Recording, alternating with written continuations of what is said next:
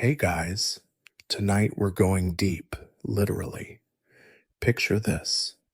You're crouched in a muddy trench, shells screaming overhead, when an officer hands you a single candle and points to a hole barely wider than your shoulders.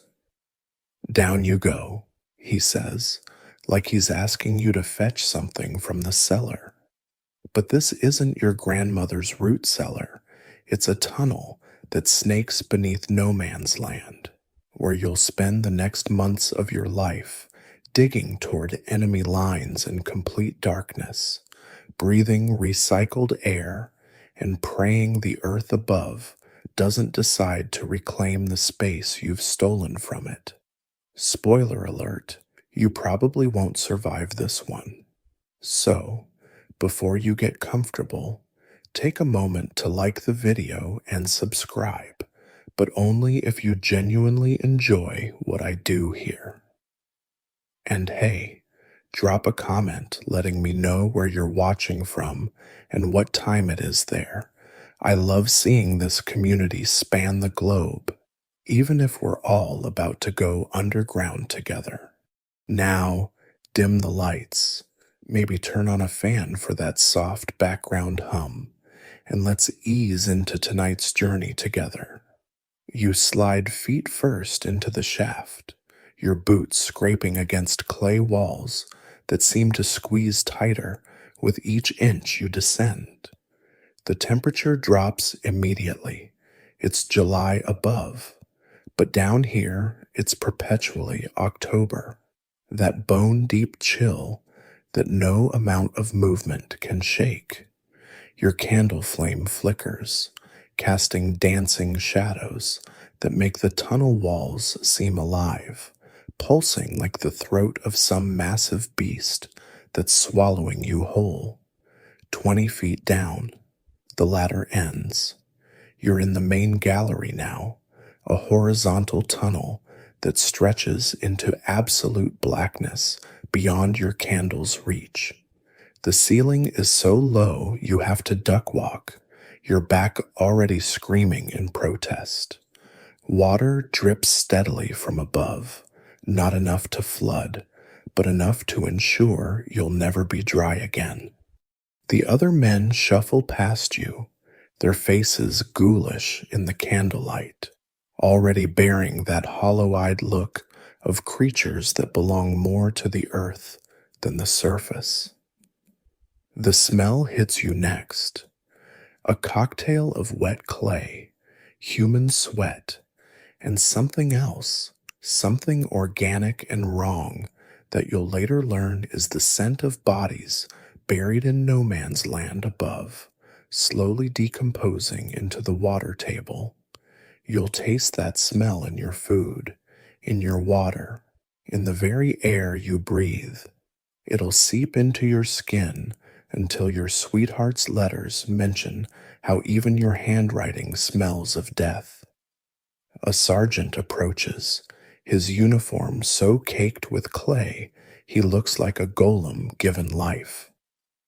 Fresh meat, he grunts, eyeing you with the weary disdain reserved for those who still have hope.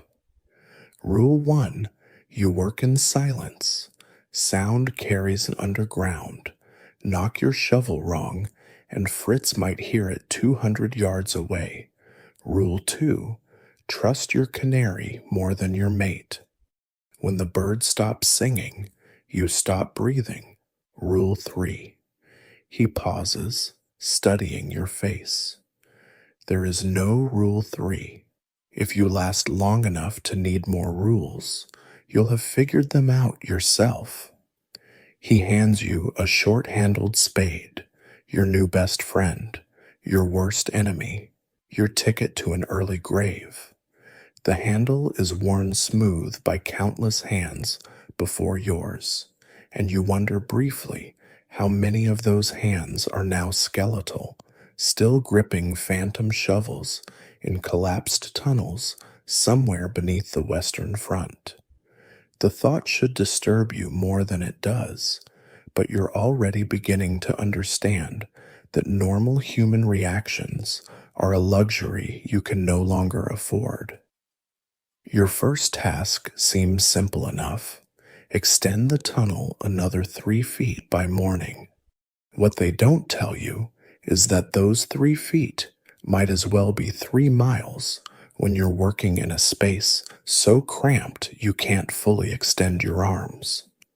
When every shovelful of clay has to be passed back through a human chain to the surface, when the constant fear of cave-ins makes every stroke of the spade a gamble with death, you begin to dig, the clay stubborn and unforgiving. It's not like the soil back home. This is blue clay, dense as concrete when dry, slippery as soap when wet. It clings to your shovel, weighs down your arms, and seems to actively resist your efforts to move it. Within minutes, your shoulders burn. Within an hour, you've forgotten what it feels like to stand upright. The human spine, you're learning, was not designed for this work. Historians still argue whether the physical damage from tunnel digging was worse than the psychological trauma, but down here in the darkness, the distinction seems pointless. As you work, you notice things that will haunt your dreams for decades to come, if you live that long. The way sound behaves differently underground.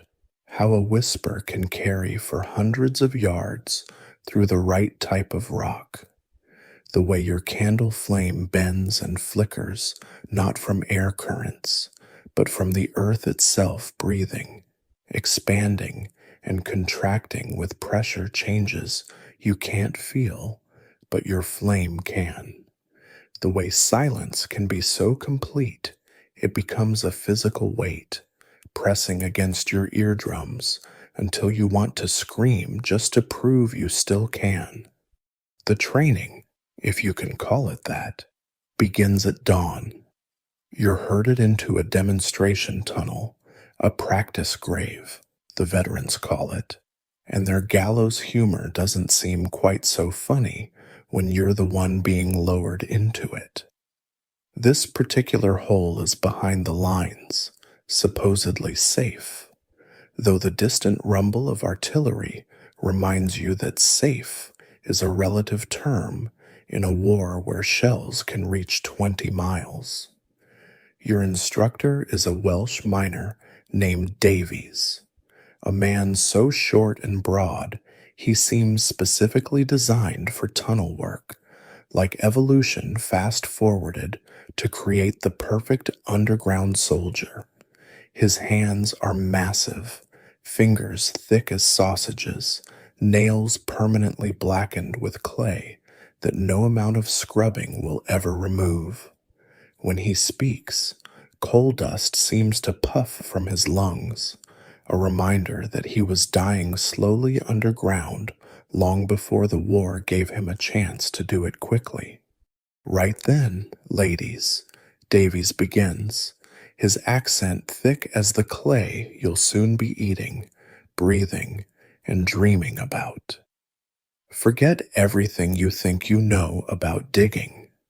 Your garden spade technique will get you killed faster than a German bullet. He demonstrates the proper method, short, controlled scrapes rather than deep thrusts, the blade angled to prevent the telltale metallic ring of steel on stone.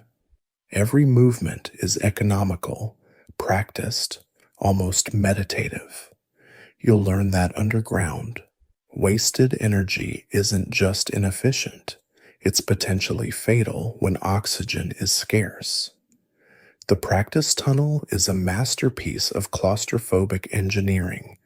The entrance shaft drops 15 feet before branching into galleries that spiderweb in all directions. The main tunnel is 4 feet high and 2.5 feet wide, luxurious by the standards you'll soon become accustomed to. Davies makes you crawl through increasingly smaller spaces, testing who'll crack first. The big men struggle immediately. their broad shoulders wedging in passages that Davies navigates like a fish through water. See that? Davies points to a section where the tunnel narrows to barely 18 inches. That's a rabbit hole. Sometimes you'll dig for hours to find Jerry's tunnel, break through, and discover the only way in is through a space that small. Who's going in? The smallest man. That's who. And if Jerry's waiting on the other side with a knife, he draws his finger across his throat. Well, at least you'll die quick. You practice the buddy system. One man digs, while another holds his ankles, ready to pull him back if there's a collapse. It seems absurdly optimistic, this faith that human hands could overcome tons of earth, but you'll later learn it's more about giving men hope than actual rescue. The ankle holder has a purpose, an action to take instead of watching helplessly as his mate suffocates. Underground, sanity is maintained through such small deceptions. The carved clay walls are covered in graffiti left by previous training groups. Names, dates, crude drawings of women, and oddly enough, recipes. Mum's Yorkshire pudding is scratched in meticulous detail next to Fritz can kiss my arse. You'll understand later why men facing death spent precious energy carving reminders of food they'd never taste again. Underground, memories of the surface world become more real than reality itself. Davies teaches you to read clay like a book. Blue clay means stability, but hell to dig through. Yellow clay is easier, but prone to collapse. Sandy soil is a death sentence. It flows like water when disturbed. You learn to taste the earth, yes, taste it, to detect minerals that might indicate water tables or underground streams. Clay eaters, the infantry calls you, and they're not wrong. By war's end, if you survive, you'll have consumed pounds of French soil, your body becoming part of the very earth you're excavating. The canary lesson is particularly sobering. These aren't the cheerful yellow birds of civilian life, but scraggly, ill-tempered creatures that seem to sense their doomed purpose. Carbon monoxide, Davies explains, holding up a cage containing a bird that looks as fatalistic as the men around it. Odorless, colorless, and it'll kill you before you know you're dying, but the bird'll go first. When it stops singing, you've got maybe 30 seconds to get out. He doesn't mention what happens if you're too deep in the tunnel to make it to fresh air in 30 seconds. He doesn't need to. You learn the signals.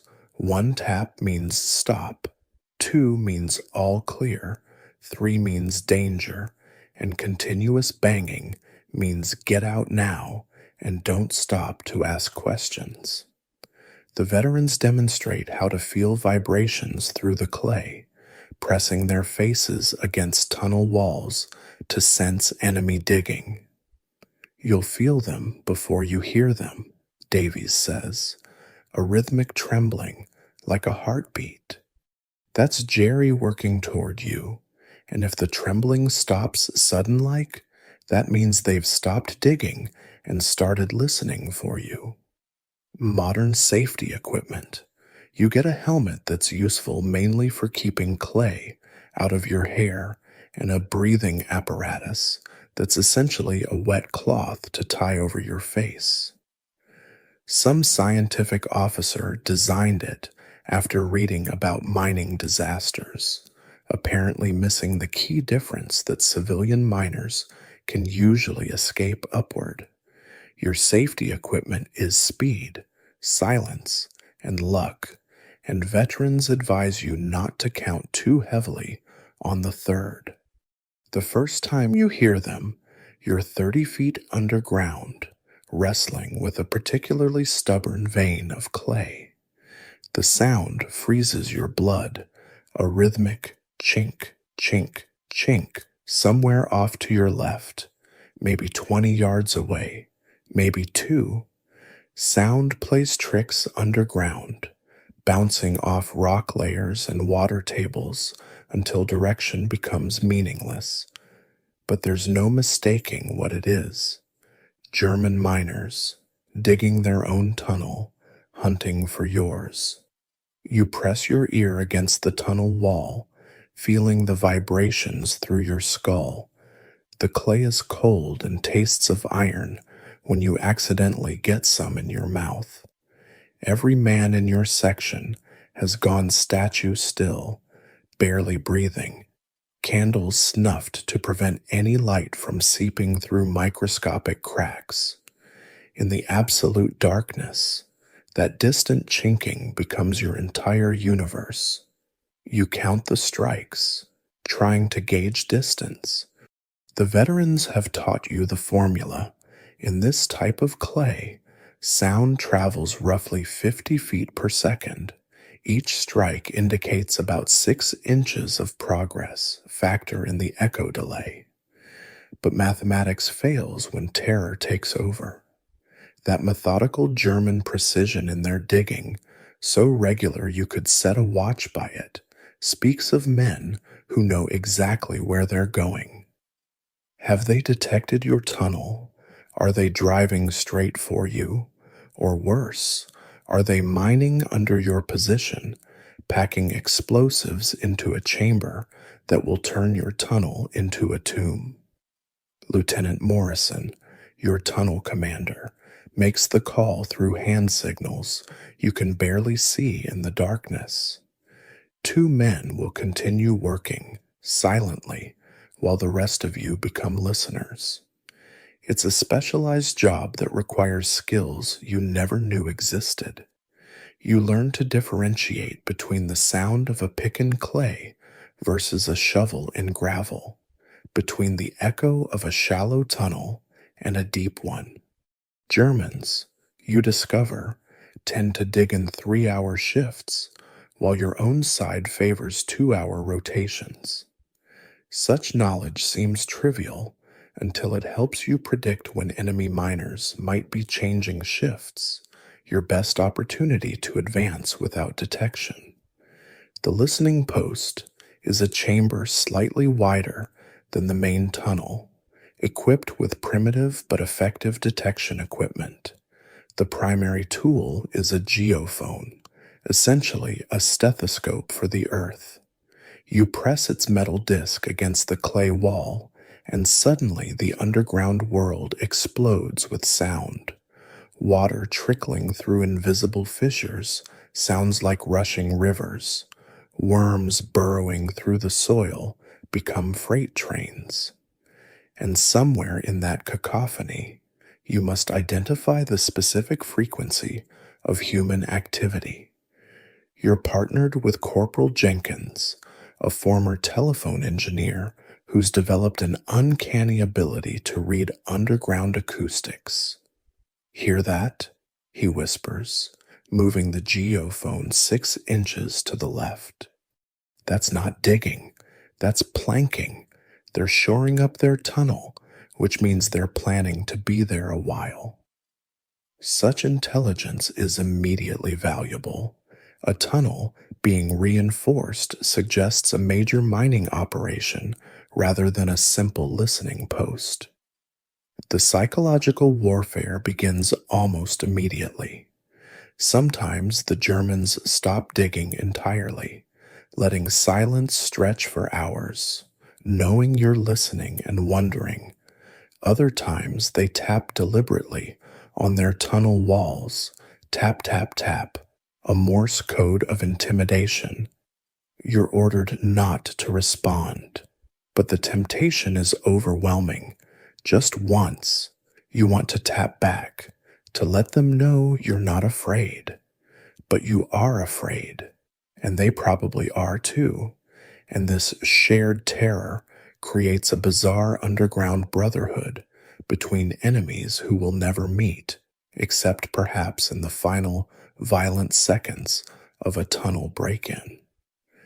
Historians still argue whether the extensive listening networks actually prevented more attacks than they detected. What's certain is that they transformed ordinary soldiers into underground surveillance specialists.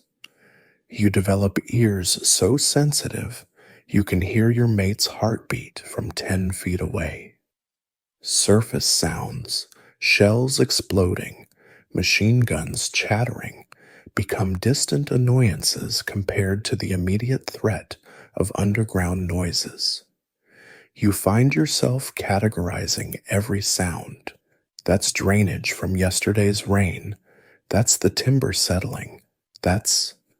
Wait, that's new. The new sound is breathing, human breathing, barely audible but definitely there, coming from the other side of what you thought was solid clay. Your blood turns to ice water. If you can hear them breathing, the wall between your tunnels can't be more than a foot thick. Morrison makes the hand signal for absolute silence and begins the agonizing process of backing everyone out of the tunnel without making a sound. Each man must crawl backward in complete darkness, feeling his way, suppressing the urge to flee in panic. You're the last one out, staying behind to listen, to ensure the Germans haven't broken through. In the darkness, every sense heightens to supernatural levels. You can smell the slightly different odor of German rations on their breath. Hear the creak of leather boots, the whisper of wool uniforms against clay. They're so close you could probably touch them if the wall gave way. You wonder if there's a German version of you on the other side, equally terrified, equally alert, counting the seconds until his relief arrives. The listening game creates its own casualties. Men crack from the strain of constant vigilance, developing tunnel ear, a condition where they hear phantom digging everywhere, even on the surface. Some refuse to sleep, convinced that closing their eyes means missing the crucial sound that could save their mates. Others develop such acute hearing that normal conversation becomes painful, and they spend their surface time with cotton stuffed in their ears, trying to muffle a world that's become too loud. The geology lesson that saves your life comes at 3 in the morning when the tunnel face you've been attacking suddenly transforms from solid blue clay into something resembling porridge. Your shovel, which moments ago required full strength to penetrate inches, now sinks to the handle with barely any pressure. Water begins seeping, then flowing, then gushing from the wound you've opened in the earth. Quicksand. The word rips through the tunnel faster than the water, now rising around your ankles. This isn't the dramatic, slow-sinking quicksand of adventure novels. This is liquefied sand under pressure, capable of filling a tunnel in minutes. You're scrambling backward as the walls themselves begin to dissolve. Clay turning to slurry, timber supports groaning under the sudden weight of semi-liquid earth. The retreat is chaos in slow motion. In the narrow tunnel, men can't turn around. Everyone must crawl backward in the rising water, fighting panic and physics simultaneously. The man ahead of you, behind you, direction loses meaning in reverse retreat, catches his equipment on a support beam. The seconds you lose untangling him feel like hours as water climbs to your chest. The tunnel ceiling, no longer supported by solid walls, begins to sag ominously. You make it to the main gallery, gasping and shaking, only to watch the tunnel you've spent 3 weeks digging collapse entirely, like a throat swallowing itself. Morrison surveys the damage with the detached air of a man who's seen worse. Could have been worse, he says. And he's right. Last month, C Company lost 8 men when they punctured an underground stream. The water came so fast, they found bodies pressed against the tunnel ceiling, drowned in spaces where they couldn't even stand up. The geological hazards of the Western Front read like a catalog of mining nightmares. The land here has been shaped by millennia of rivers, leaving pockets of gravel and sand trapped between clay layers like bombs waiting for a careless shovel. You learn to read the warning signs. Clay that changes color too abruptly, unusual moisture levels, the way your candle flame bends from gases released by disturbed sediments. Sometimes you'll even find fossils, ancient shells that remind you this was once a seabed, and the Earth would very much like to return to that liquid state. But it's the chalk that really tests your sanity. In certain sectors, you hit chalk layers that seem stable, even welcoming after the backbreaking clay. Chalk cuts easily, creates less debris, even looks cleaner, bright white walls that reflect your candlelight almost cheerfully. You're making excellent progress until someone notices the ceiling has dropped 2 inches since morning. Chalk, you learn through terrifying experience, is only stable until it isn't. It compresses slowly under weight, giving little warning before catastrophic failure. The truly diabolic feature of chalk is how it amplifies sound. Where clay muffles and absorbs, chalk transmits every vibration like a telegraph wire. Drop a tool in a chalk tunnel, and Germans 100 yards away will hear it clear as a bell. Your own breathing echoes back at you, magnified and distorted. Men working in chalk develop a peculiar whispering madness, convinced that every sound they make is broadcasting their position to the enemy. You develop an intimate knowledge of French geology that no surface soldier will ever possess. 20 feet down, you encounter a layer of Roman pottery, evidence of ancient settlements that put your own temporary scratching in perspective. 30 feet down, the clay changes consistency, becoming older, denser, compressed by eons of weight. At 40 feet, you hit groundwater that tastes of sulfur and turns your brass buttons green. Every layer tells a story, though usually it's a story that ends with, and then everyone died. The worst are the mixed strata, where different geological layers meet in underground chaos. You'll be digging through stable clay when suddenly your shovel breaks through into a pocket of gravel that pours like grain from a silo. Or you'll hit a seams of flint that sparks when struck, forcing you to work with wooden tools to avoid igniting gas pockets. One unlucky crew discovered their tunnel had been driven directly along a geological fault line. The ceiling was solid granite, while the floor was soft sand, creating a crushing zone that claimed 2 men before they could abandon the working. There's a sardonic saying among the miners, the earth always wins. It's true in ways that become viscerally apparent when you're trapped in a squeeze point, clay pressing from all sides, your chest compressed until breathing becomes a conscious effort. The earth doesn't care about your war, your nationality, your plans to break through enemy lines. It operates on geological time, where your tunnel is just a brief air bubble in an ocean of stone and soil, destined to be reclaimed.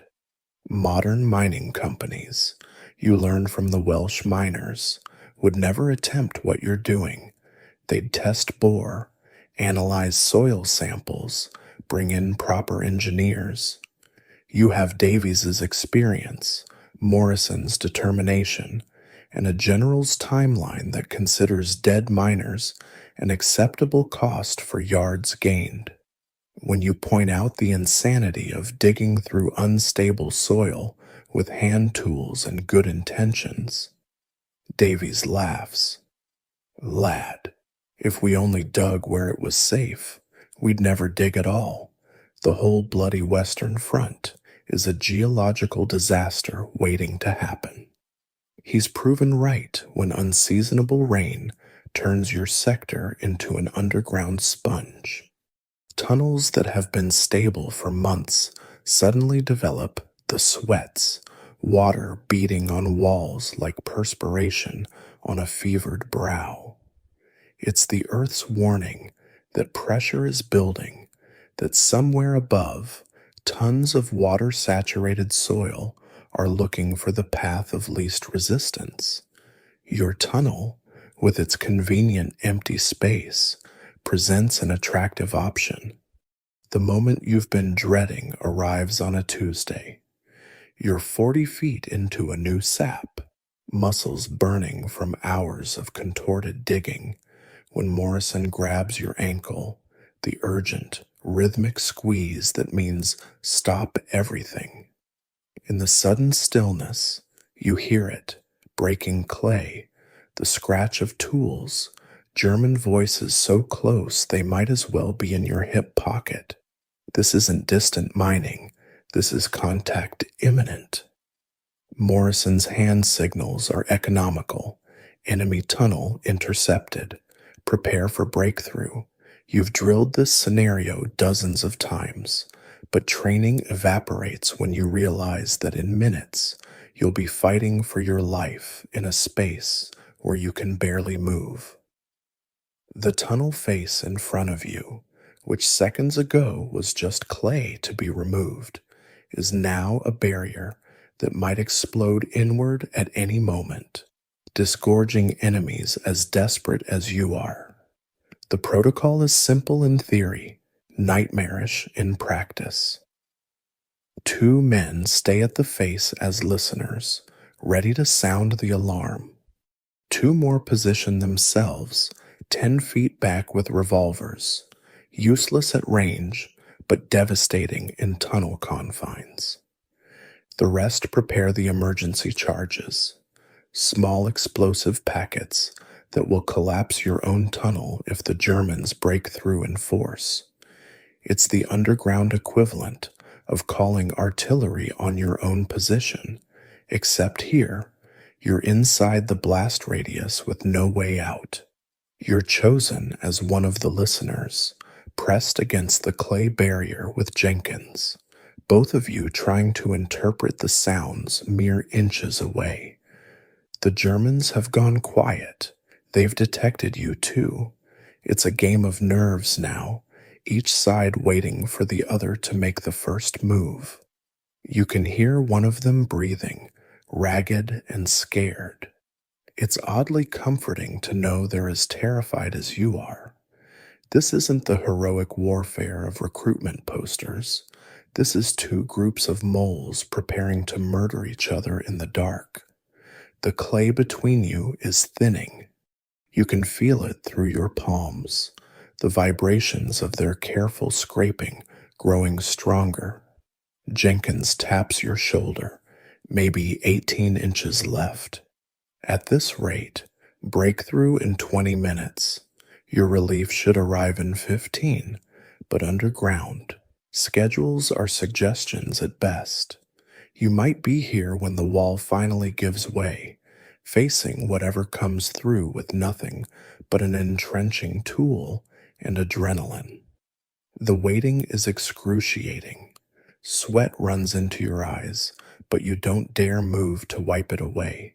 Your legs, folded beneath you in the cramped space, have progressed from aching to numb to a burning agony that makes you want to scream. But you hold position, listening to the Germans whisper among themselves. One sounds young, voice cracking with stress. Another is giving orders in the calm tone of experience. You wonder which one you'll have to kill first. Morrison makes a command decision that seems insane, but might save you all. He orders you to start countermining upward at a 45-degree angle. If you can get above the German tunnel before they break through, you might be able to drop into their works from above, a three-dimensional ambush in a war that usually thinks only in two. It's desperately dangerous. The clay above is less stable, more prone to collapse. But staying put means a head-on fight where numbers and luck matter more than skill. You and Jenkins are pulled back, replaced by two fresh men who'll hold the line while others dig upward. The new tunnel is barely 2 feet wide, a wormhole rather than a proper sap. Progress is agonizing. Every shovelful of clay has to be passed back through a human chain, each man writhing backward through the tiny space to deliver his load. You're digging blind, navigating by instinct and the sound of German activity below. Then the mathematics of mining warfare kick in.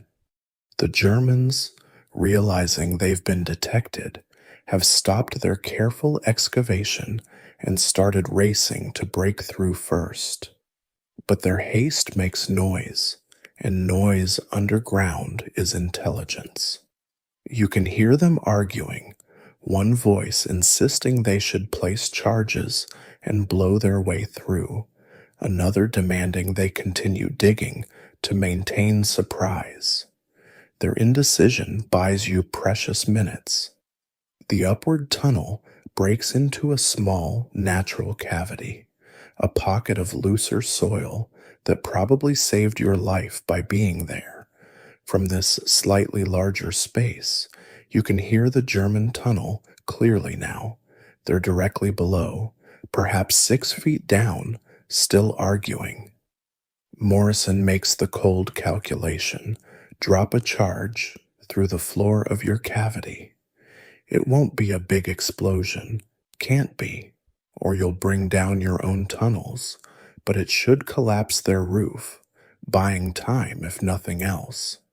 The charge is a crude thing, gun cotton wrapped in canvas, a short fuse that gives you maybe 30 seconds to get clear. The hole is punched through with a metal rod, the charge dropped, the fuse lit, then the scramble backward through spaces that seem to have shrunk since you came through. Behind you, muffled by earth and distance, comes the crump of explosion, followed by screaming, horrible, anguished screaming that goes on and on. Later, much later, you'll learn what happened. The charge didn't kill anyone directly, but brought down 20 feet of tunnel roof. 3 Germans were trapped in a pocket of air, alive but buried, their comrades unable to reach them. They screamed for 6 hours before going quiet. Such is the arithmetic of underground warfare. 3 enemy casualties for 0 friendly losses equals victory. The fact that those 3 men died slowly, terrified and abandoned in the dark, is a detail that doesn't make it into official reports. The Canary dies at 0300 hours on a Wednesday that starts like any other underground day, which is to say, it starts in complete darkness with no idea whether it's actually Wednesday or any other day of the week.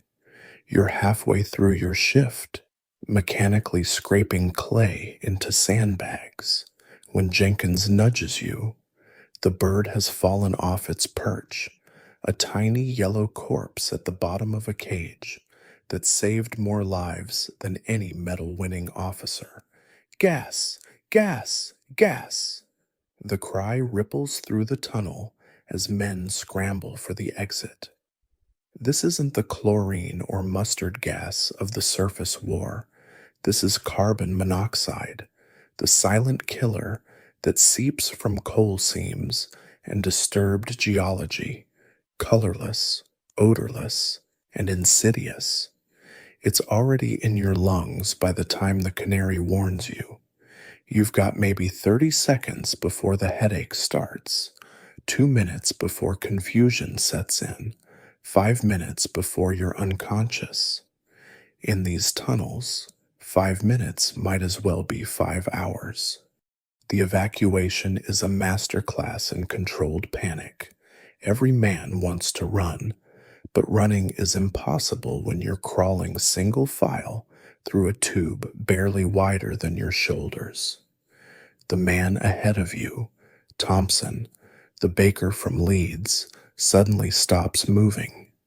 He's not dead, not yet, but the gas has hit him harder. Maybe he's been breathing deeper from exertion. Maybe his personal chemistry makes him more susceptible.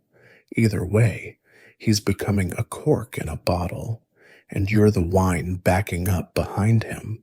You grab Thompson's ankles and pull, adding your strength to his fading efforts. Behind you, others are pushing, a human piston driving toward breathable air. The mathematics of survival are brutal.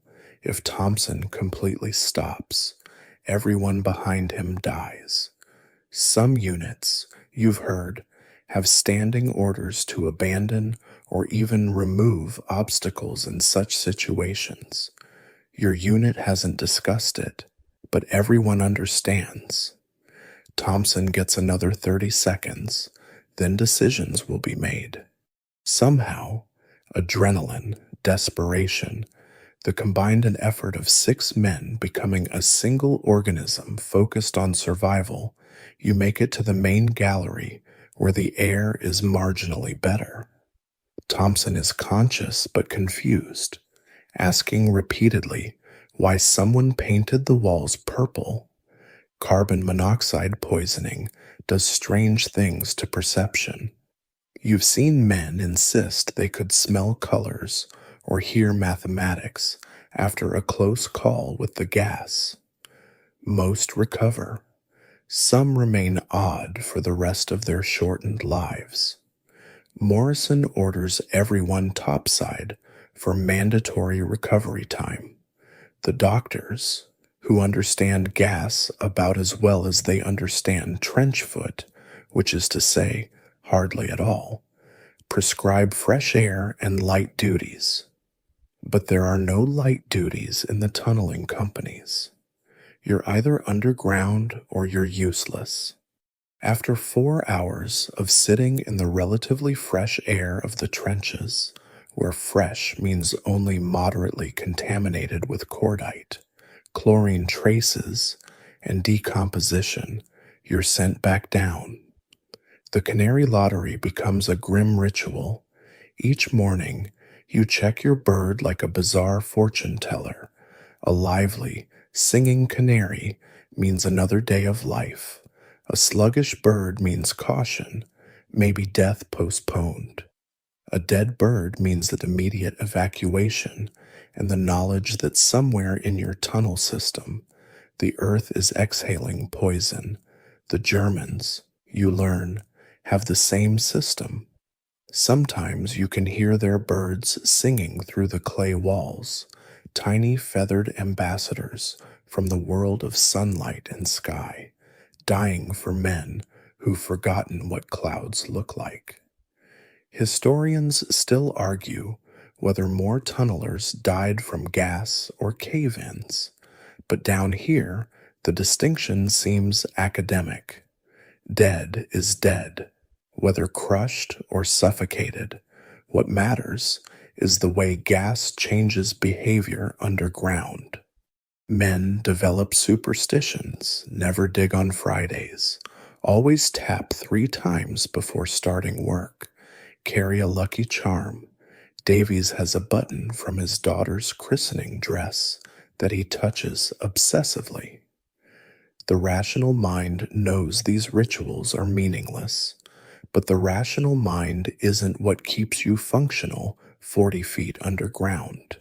The gas paranoia creates its own casualties. Some men become sniffers, claiming they can detect carbon monoxide by smell, taste, or some sixth sense. They'll refuse to work certain tunnel sections, insisting they detect gas where none exists. Others go the opposite direction, becoming fatalistic about the invisible threat. If the gas wants me, it'll take me, says one veteran, refusing to even glance at the canary cage. He lasts another week before a pocket of bad air drops him mid-sentence. He survives but never returns underground, spending the rest of the war in a surface depot, jumping at every wisp of smoke from a cooking fire. You develop your own relationship with the canaries. Your current bird, you've started thinking of it as yours, despite regulations against personalizing gas detectors, has lasted 3 weeks. Some kind of record. It's a scrappy thing, missing half its tail feathers, with a warble that sounds like a rusty gate, but it's alive, which makes it beautiful. You find yourself talking to it during quiet moments, sharing rations, strictly forbidden, even whistling back when it sings. When it finally succumbs to a gas pocket near the 30-foot level, you feel genuine grief. Its replacement is younger, prettier, but you resent this new bird for not being the old one. The technical solution to gas, ventilation systems using hand-pumped bellows, creates its own problems. The air tubes make noise, telegraph your position, and create weak points in tunnel construction. Plus, some bright spark realizes that ventilation works both ways. The Germans start pumping carbon monoxide into detected enemy tunnels, turning your lifeline into a death trap. The war underground mirrors the war above. Every innovation spawns a counter-innovation. Every defense breeds a new form of attack. The timber creaks first, a sound like a ship's mast in a storm, except you're not on any ship, and this storm is made of earth rather than water. You've heard this sound before in training, even once in a near miss last month, but nothing prepares you for the real thing. The support beam above your head, a massive oak that looked eternal this morning, is bending visibly. Wood fibers are separating with tiny pops like distant firecrackers. You have maybe 10 seconds before physics wins this argument. Cave in, move, move. The shout is unnecessary. Everyone in the tunnel knows that sound, has nightmares about that sound. But you shout anyway because silence feels too much like acceptance. You're 30 feet from the nearest exit, might as well be 30 miles. The tunnel behind you is already full of men trying to escape. Ahead, the ceiling is actively failing, dirt cascading like a waterfall.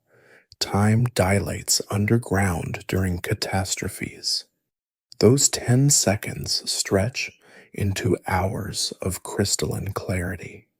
You notice absurd details, a worm falling from the crumbling ceiling, still alive and twisting, the way candlelight reflects off cascading soil like snow in a blizzard. Jenkins beside you crossing himself with muddy fingers. Your body moves without conscious thought, pure instinct driving you toward survival, even as your mind calculates the odds and finds them wanting. The beam snaps with a sound like God breaking his pencil. Tons of earth, held back by nothing but habit and wishful thinking. Remember that gravity exists. The tunnel doesn't collapse so much as cease to exist. Solid matter reclaiming the temporary void you've carved. You're diving forward as the ceiling comes down. Tons of French farmland eager to return to its natural state. Something massive clips your boot, a stone, a timber, the earth itself, sending you tumbling. You land hard in a pocket of still intact tunnel, maybe 6 feet of space between where the roof came down and where it's about to. Jenkins lands beside you, or rather his upper half does. His legs are somewhere in that wall of earth behind you, and he's looking at you with an expression of mild surprise, as if he's just remembered he left the stove on. He says something, probably profound, definitely final, but your ears are ringing from the collapse, and all you can see is his mouth moving as his eyes go distant. The dust is incredible, a choking cloud that turns your tiny air pocket into a mud-filled lung. You tear fabric from your shirt, spit on it, the training that kicks in even now, and tie it over your face. Breathing becomes marginally possible, though each breath tastes of grave dirt and Jenkins's blood. You can hear more collapses happening, a chain reaction as unsupported tunnel sections give way. The geometry of catastrophe. One failed beam increases the load on its neighbors, which fail in turn, which increase the load further down the line. Behind the wall of earth that used to be tunnel, you can hear digging. Your mates are coming for you, attacking the cave-in with desperate energy.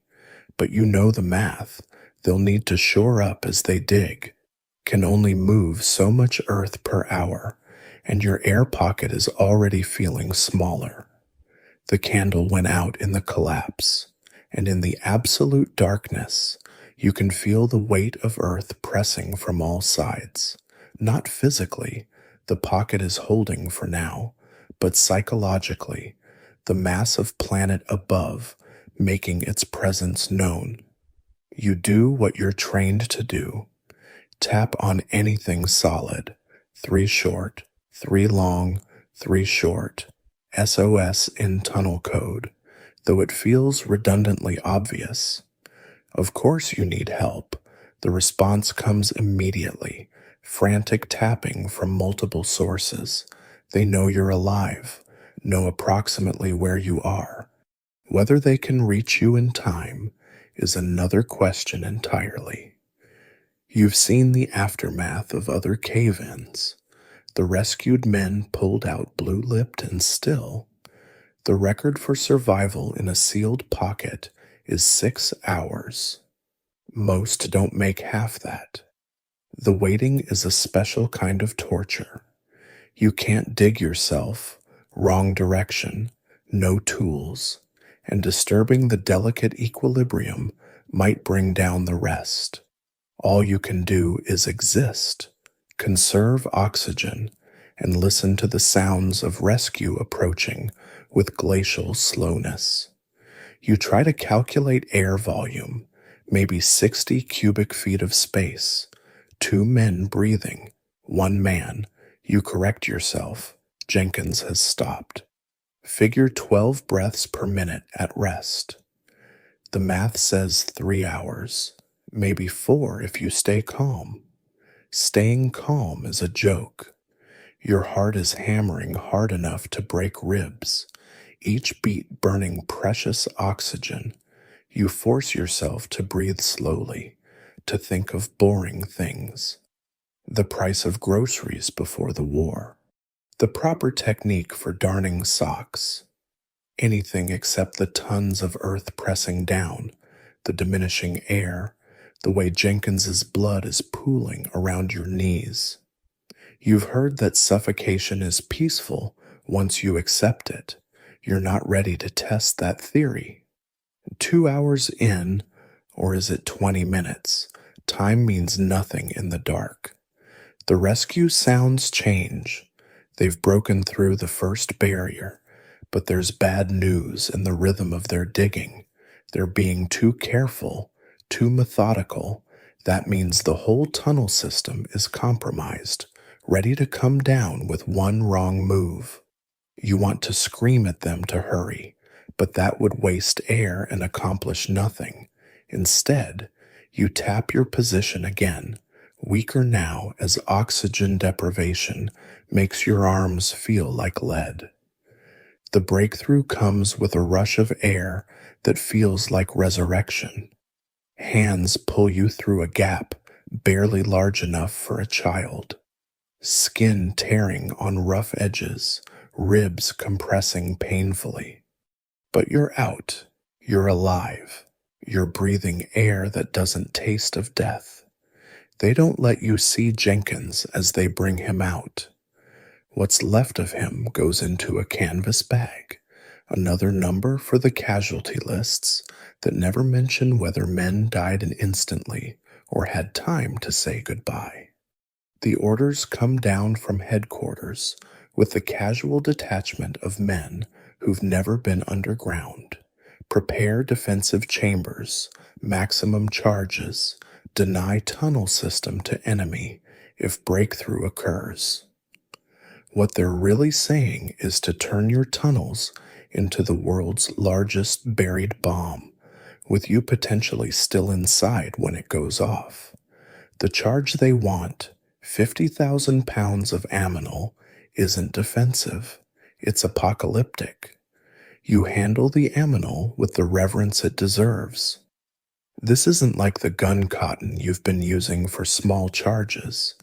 This is industrial-grade explosive, powerful enough to create craters visible from aircraft. Each sandbag weighs 50 pounds and feels heavier, packed with gray powder that smells of almonds and death. One spark, one moment of carelessness, and you'll simply cease to exist, not blown up, vaporized. Your atoms scattered across the Western Front like violent confetti. The chamber preparation is an exercise in calculated insanity. 40 feet down, you're carving out a room the size of a cottage bedroom. Every cubic foot of space means another 100 pounds of explosive can be packed in.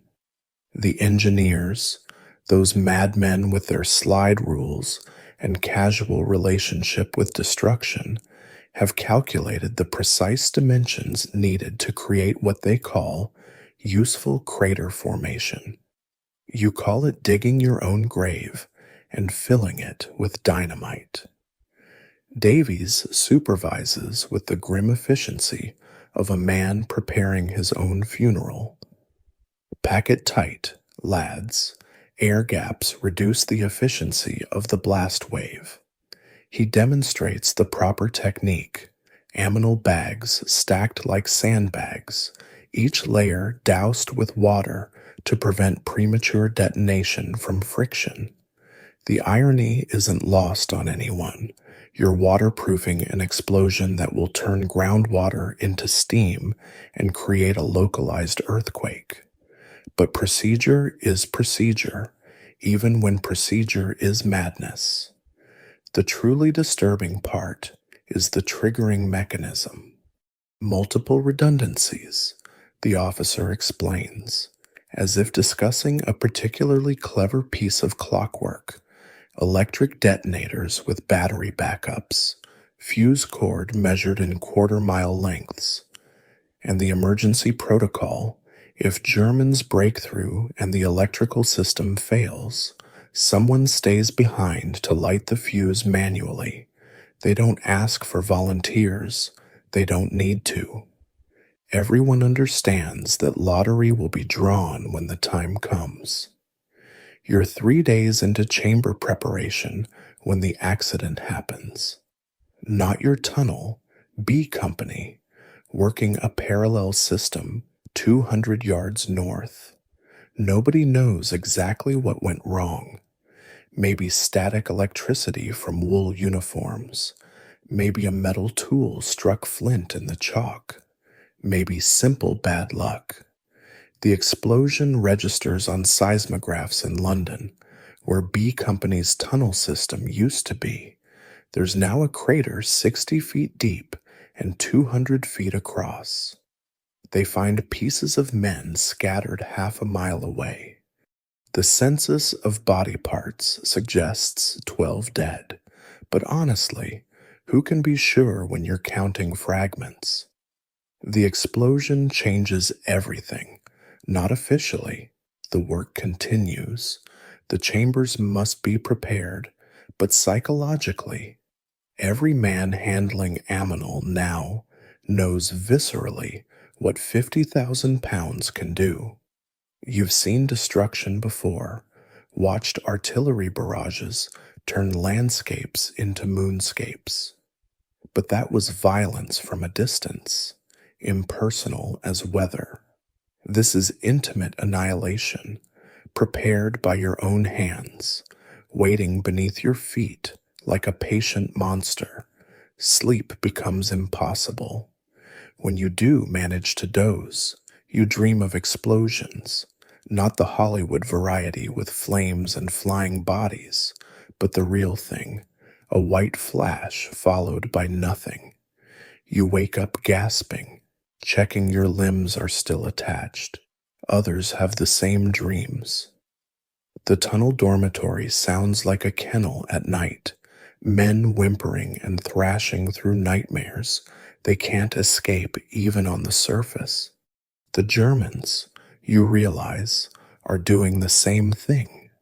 The underground war has evolved from cat and mouse to mutual suicide pact. Intelligence reports suggest they have similar chambers, similar charges, similar orders to deny tunnel access at all costs. It's mutually assured destruction in miniature. The Cold War doctrine invented 40 years early by men with shovels and bad intentions. Sometimes you can hear their preparations through the clay walls, the thump of heavy loads being positioned, the careful work of men handling materials that punish the careless. Historians still argue whether the mine warfare achieved any strategic purpose beyond terror and attrition. What's certain is that by 1917, the Western Front's underground resembles a giant honeycomb stuffed with explosives. Every offensive must consider not just surface defenses, but whether the ground itself might suddenly cease to exist. Maps showing suspected mine locations look like acne scarring, each mark representing tons of aminal waiting for an electrical impulse or a desperate man with a match. The day comes when your chamber is finished. 50,000 pounds of ammonal, stacked neat as bricks, wired and fused and ready. The final task is sealing the chamber, essentially building a plug of reinforced concrete to direct the blast upward rather than back through your tunnel system. As you work, everyone's thinking the same thing. Somewhere above, German soldiers are walking, sleeping, writing letters home, unaware they're standing on a man-made volcano. Morrison gathers everyone for what he calls a safety briefing, but is really a moment of reckoning. If the order comes, he says, we clear the tunnels in order, wounded first, then support staff, then miners, I'll handle the detonation personally. He doesn't mention what happens if there isn't time for orderly evacuation, if the Germans are already in the tunnels when the order comes. He doesn't need to. Everyone understands that the mission takes priority over survival. The chamber will blow one way or another. The social hierarchy underground inverts everything you knew about military rank. Up top, a lieutenant outranks a corporal, a general's word is gospel, and the chain of command flows neat as water downhill. But 40 feet under, where generals fear to tread and lieutenants last about as long as your canary, the rules are different. Here, the man who knows clay from chalk, who can smell a gas pocket before it kills you, who survived 6 months when the average is 3, that man is God, regardless of what his sleeve says. Take Davies. Officially, he's a corporal, outranked by half the British Army. Underground, he's the undisputed king, and even visiting brass defer to his expertise.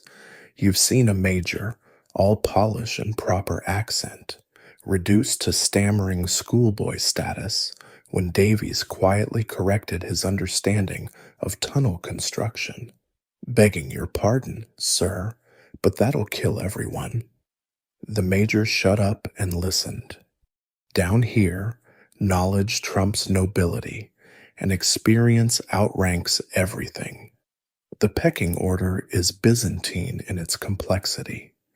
At the top are the listeners, men with supernatural hearing who can differentiate between a German pickaxe and your own imagination. They eat first, sleep in the best, relatively speaking, quarters, and their word can halt a dozen men mid-stroke. Below them are the face men, the ones who actually extend the tunnel, artists with shovels who can feel through their tools whether they're about to hit water, void, or enemy tunnel. Then come the haulers, the human conveyor belts who move tons of earth backward through spaces that would make a worm claustrophobic. It's pure physical torture, no glory in it. But without them, the whole system collapses. They develop backs like question marks and hands like leather gloves. The surface soldiers call them pack animals, but never to their faces. A hauler might not win a Victoria Cross, but he can clear a tunnel faster than you can blink when a cave-in starts. The bottom of the heap? The new men, the worms who haven't yet proven they won't panic, won't freeze, won't get everyone killed through ignorance or incompetence. You remember being a worm, how the veterans watched you with the detached interest of scientists observing a lab rat. Will this one break? Will he hear phantom Germans? Will he be the fool who strikes a spark in a gas pocket? The hazing is brutal, but purposeful. Better to break on your first day than your 50th, when others depend on you. But there's another hierarchy, unspoken but absolute. The clay eaters versus everyone else. You can wash the mud from your skin, but after months underground, it seeps deeper. You digest it, breathe it, absorb it through your pores until you're more earth than man. Your sweat turns gray. Your saliva tastes of minerals. You can feel vibrations through the ground like a human seismograph. The surface soldiers look at you with a mixture of respect and revulsion, like you're some evolutionary mistake, a man devolving back to worm. The mess hall segregation happens naturally. Clay eaters sit together, not from snobbery, but necessity.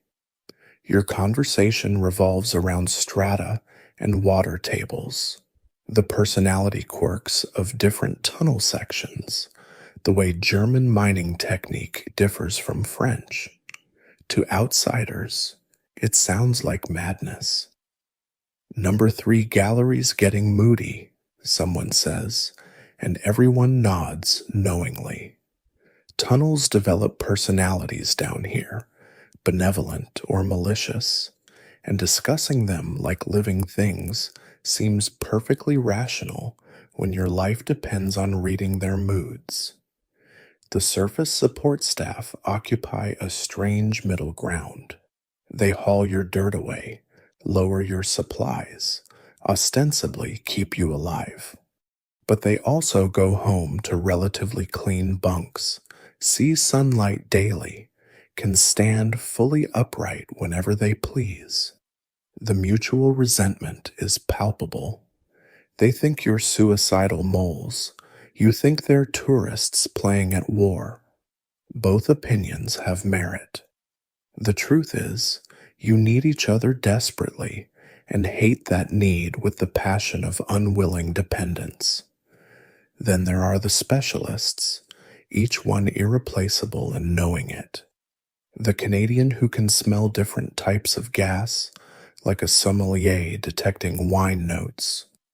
The former coal miner who can predict cave-ins 12 hours before they happen.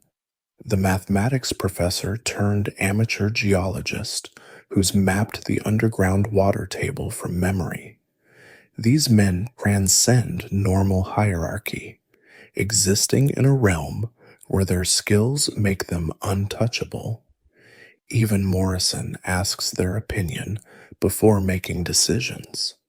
The Germans have their own hierarchy, glimpsed through captured documents and the occasional fraternization that happens when enemy tunnels get too close. Their pioneer are elite troops, volunteers who've passed psychological and physical tests that would wash out half your unit.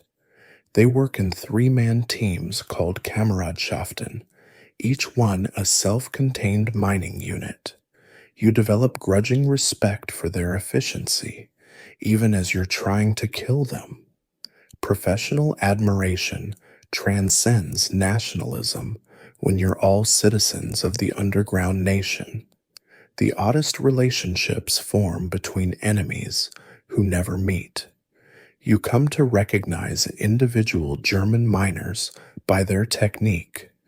There's one, you call him Mozart for his rhythmic precision, who's been countermining your sector for 2 months.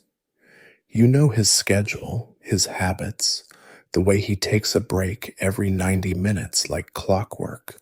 When his pattern changes, you worry he's been killed or transferred. It's insane, caring about enemy casualties, but underground madness has its own logic. Better the devil you know, especially when that devil is separated from you by 3 feet of clay and mutual professional respect. The war ends eventually for everyone.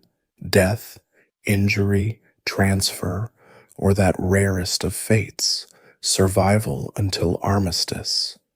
But the hierarchy of the underground endures. In pubs 20 years later, clay eaters will recognize each other by the way they automatically check ceilings for stability, the way they flinch at underground trains, the way they can't sleep without weight on their chest to simulate tunnel pressure. They'll nod silently, 2 members of the world's most exclusive and traumatized fraternity, then order another round without discussing what they both survived. The breaking starts small. Maybe you tap your spoon against your mess tin 3 times before eating. Tap, tap, tap. The same rhythm you use to signal all clear underground. Maybe you can't sleep unless someone's awake nearby, a living canary to warn of dangers that don't exist in the surface world. These quirks seem harmless, even logical. Then Jenkins starts eating clay. Not dramatically, not in great handfuls like some lunatic, just a little pinch from the tunnel walls, rolled between his fingers, touched to his tongue. Checking the mineral content, he says when you catch him. But you both know he's lying. He's developed a taste for it, a craving his body can't explain. The medics have a name for it, geophagia, but naming madness doesn't cure it. Jenkins continues his clay consumption, discreet as an addict, until his transfer papers come through, stamped medically unfit for underground service. You're developing your own fractures. In the mess hall, you automatically sit with your back to the wall, facing the exit. Sudden noises make you freeze completely, not jump. Underground. Movement means cave-ins, but stillness might mean survival. You've started sleeping in your clothes, boots on, ready to evacuate at a moment's notice. When someone asks why, you can't explain that pajamas seem like tempting fate, that the 3 seconds to dress could be the difference between escape and burial. The dreams are universal among tunnelers, not nightmares exactly. Those would be merciful in their obviousness. These are subtle horrors.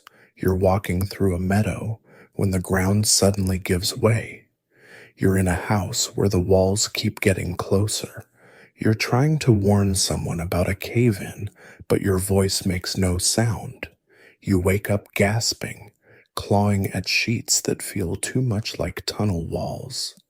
The man in the next bunk is doing the same. Nobody mentions it at breakfast. Then there's Thompson, who's developed what the doctors call selective muteness. He can speak, physically. Nothing's wrong with his larynx. But underground, he's completely silent. Not just quiet, but utterly soundless, as if his voice might trigger catastrophe. On the surface, he babbles constantly, a stream of consciousness that seems to be making up for lost words. But the moment he descends that ladder, his voice shuts off like a tap. He communicates through gestures, taps, and an elaborate system of expressions that his team learns to read like scripture.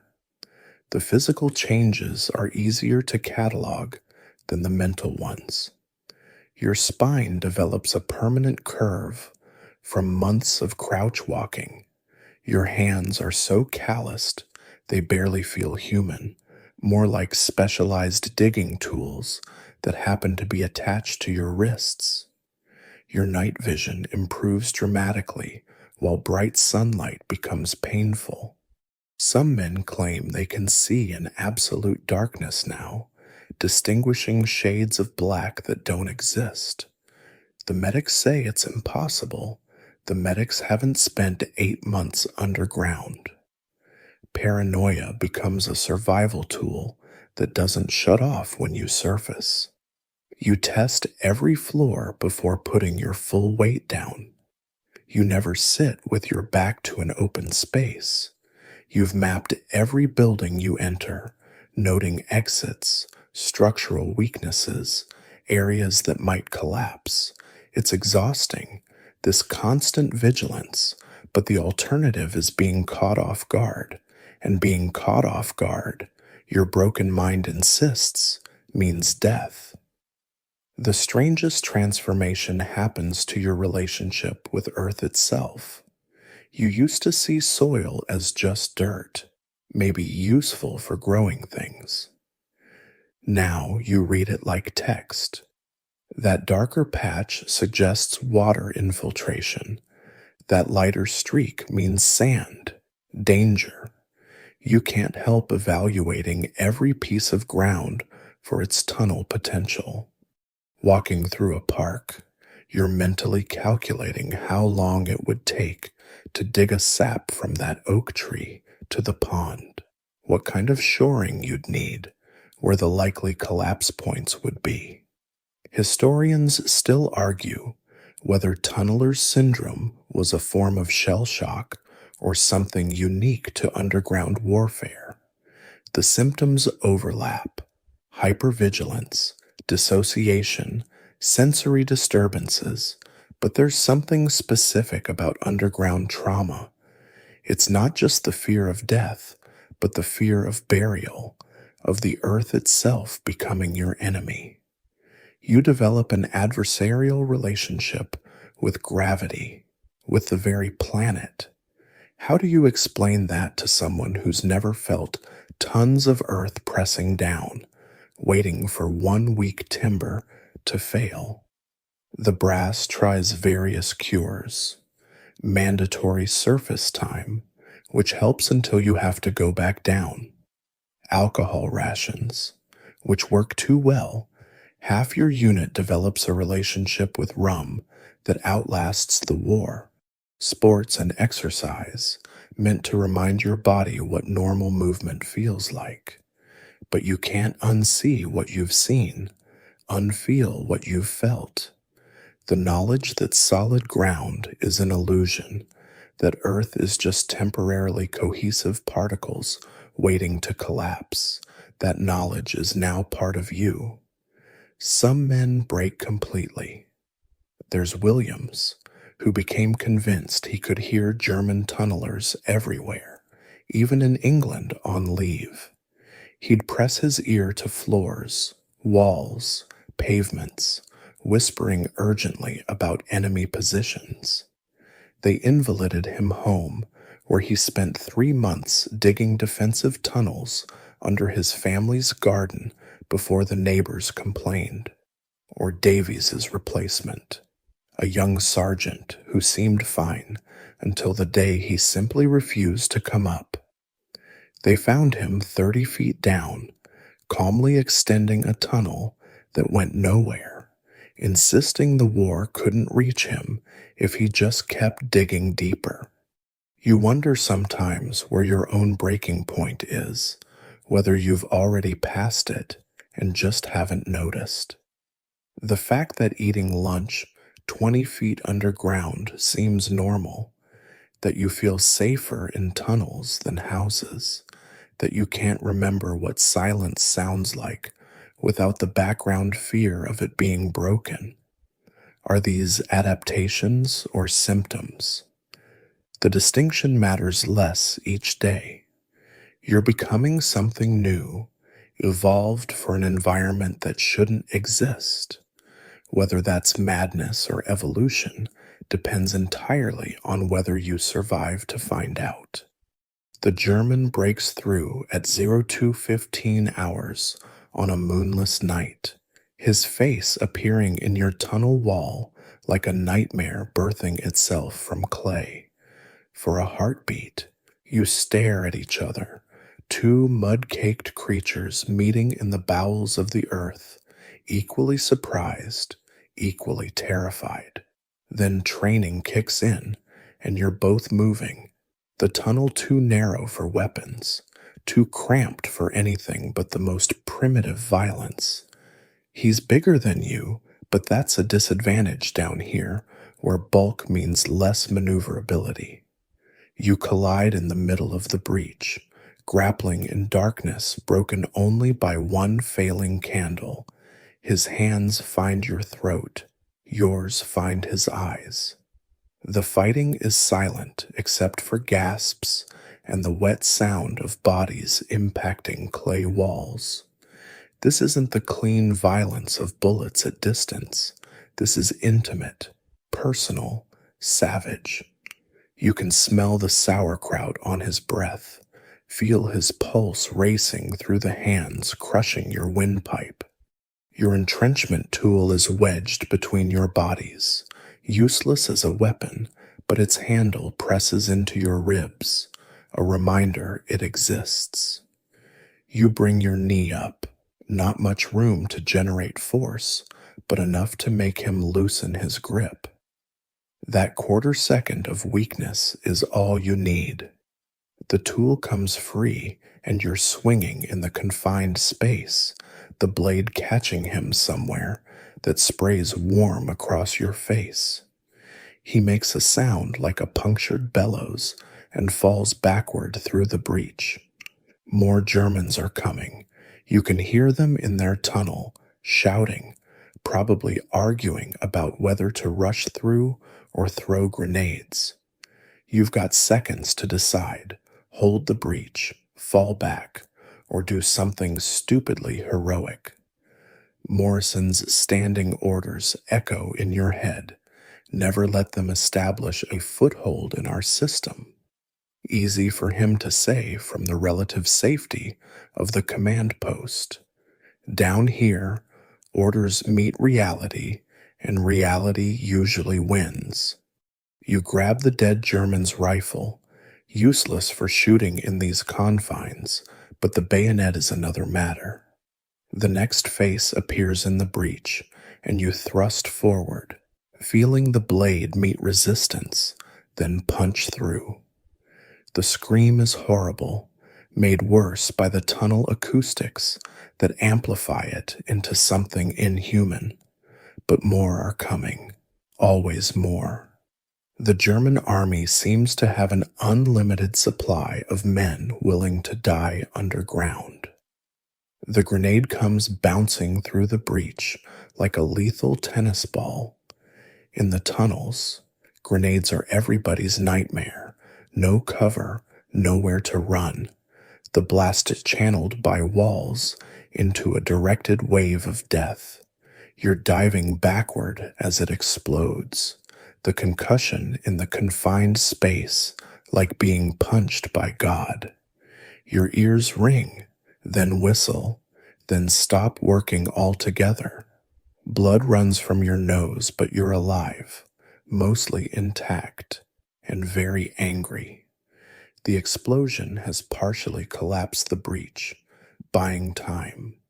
You scramble back to where Richards and Davies are setting up a defensive position, 2 revolvers and a bag of grenades against however many Germans are massing in the darkness. The plan, such as it is, involves holding until Morrison can organize either reinforcement or evacuation. Nobody mentions the third option: hold until overwhelmed, then blow the emergency charges and take everyone, friend and foe, to hell together. The Germans try another rush. In the narrow tunnel, it's like fighting in a pipe. Only one man can come at a time, and Richards, that beautiful psychopath, has positioned himself perfectly. His revolver barks 6 times in rapid succession, muzzle flash strobing the tunnel like lightning. Bodies pile up in the breach, creating their own barrier, but ammunition is finite and Germans apparently aren't. We're already down to counting bullets like misers hoarding coins. Hand-to-hand combat in a tunnel is its own special hell.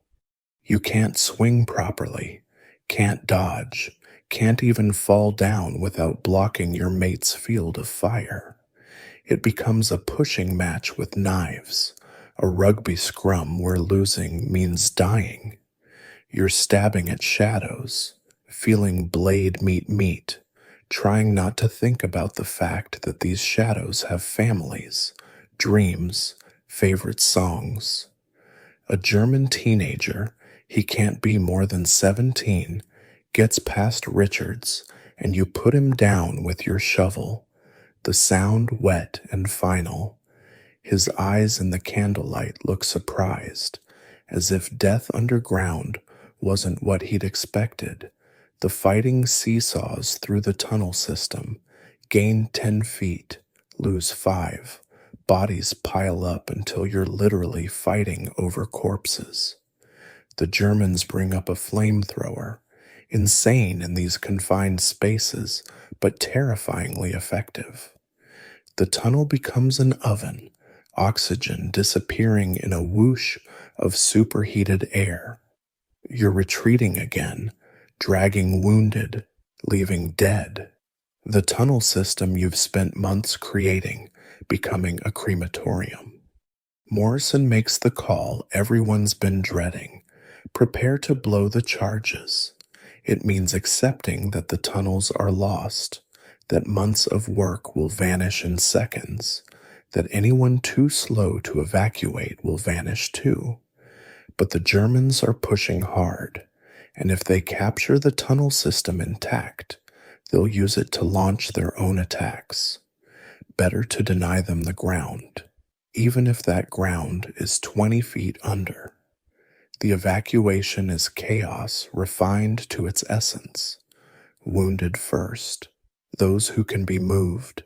Those who can't are given revolvers and a choice nobody should have to make. Equipment is abandoned. Personal effects left to be atomized. You take one last look at the tunnel that's been your home, your prison, your purpose for 6 months. Graffiti on the walls, blood stains on the floor, canary cages still hanging at intervals. Soon it'll all be vapor and memory. You're one of the last out, staying to ensure nobody's left behind who can be saved. The fuses are lit, multiple redundancies. Remember? Giving you 10 minutes to clear the blast zone, up the ladder, through the trenches, everyone running with the desperation of men who know what 50,000 pounds of ammonal can do. Behind you, muffled by earth but growing, comes the sound of Germans breaking through the last barriers. They're about to claim a very temporary victory. The Messines operation begins 18 months before the explosions that will redefine warfare. You're part of it from the beginning, though nobody tells you the full scope. Need to know, and apparently you don't need to. All you know is that this isn't random mining anymore. This is industrial-scale earth removal with a purpose that makes generals smile and engineers sweat. 21 tunnel systems, each reaching toward the German lines like fingers of some buried giant. The scale defies comprehension.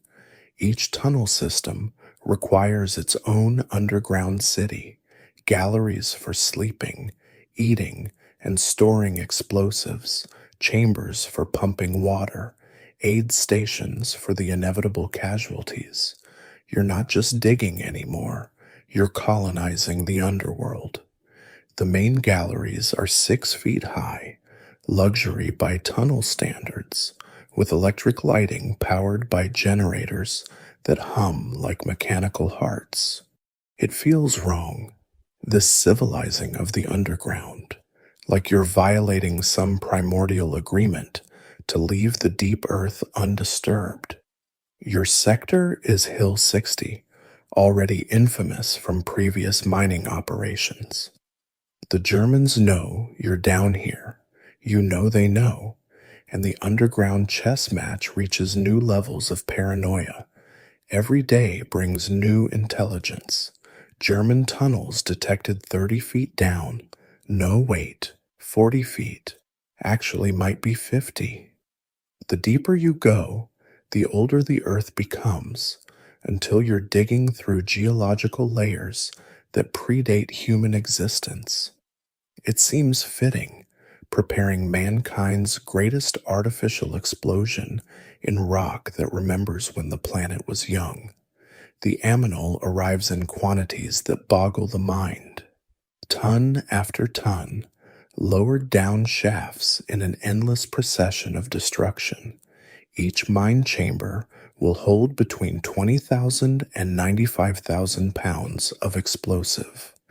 The mathematics of annihilation, 950,000 pounds total, enough to reshape geography. You handle each bag with the reverence it deserves, knowing that you're building something that will be heard in London, felt in Paris, and remembered forever by anyone unlucky enough to be above it. The secrecy is oppressive. Leave canceled. Males censored, movements restricted. You can't even tell your mates in other sectors what you're doing. The brass fears German spies, but more than that, they fear the psychological effect if word gets out. How do you motivate men to attack positions that might erupt beneath them? Better they don't know about the subterranean volcanoes waiting to be born.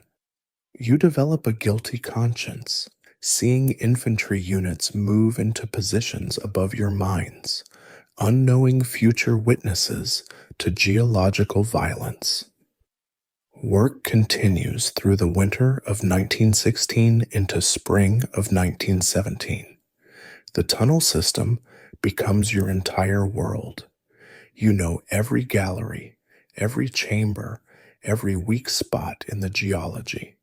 You've named sections like Old Friends, Piccadilly for the main thoroughfare, the ballroom for a natural cavity you've expanded, Coffin Corner for a stretch where 3 men died in 1 week.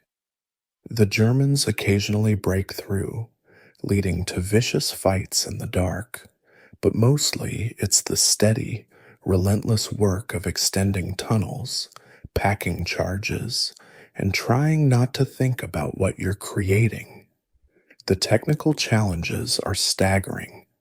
Water infiltration threatens to flood entire sections. Ventilation systems struggle to provide air to the deepest galleries. The weight of explosive creates its own problems.